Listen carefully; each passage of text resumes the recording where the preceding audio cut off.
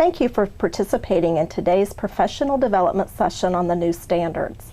I'd like to talk with you about our effort to support you in the teaching of the standards. As you study several standards in depth today, you will also provide feedback on our local curriculum alignment guides. Many teachers throughout our district have spent hundreds of hours creating these curriculum alignment guides and are excited to receive your input and feedback to make them even better documents. Research tells us that peak performing teachers have deep content knowledge as well as instructional strategies and assessments that are aligned with their standards.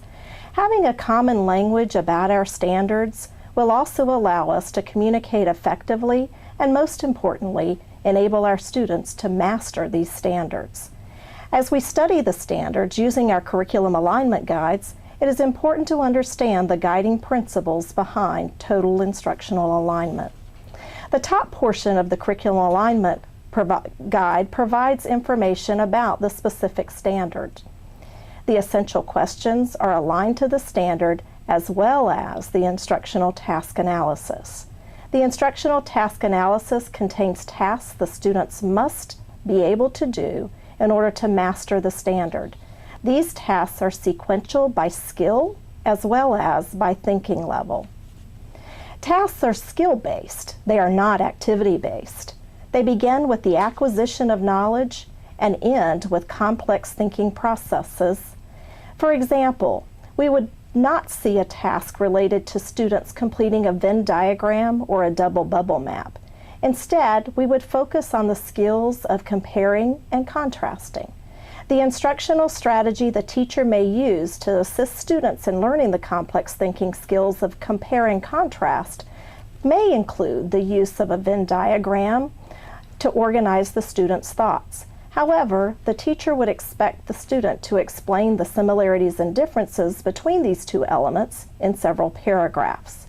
Therefore, the skills of compare and contrast becomes the focus of learning, not the graphic organizer. A great way to determine whether the focus of your teaching is skill-based or activity-based is to ask your students the question, "What are you learning today?" as opposed to, "What are you doing today?" If students proceed to tell you about the skill, they will be able to apply those skills the next day, the following day, and in the future. If they tell you about the activity they are doing, then the focus of our teaching may have been on the activity and not the skill. In essence, we must ask ourselves, do I want my students to remember the skills or my activities? As teachers, we must work smarter, not harder, so that our students will work harder to be smarter.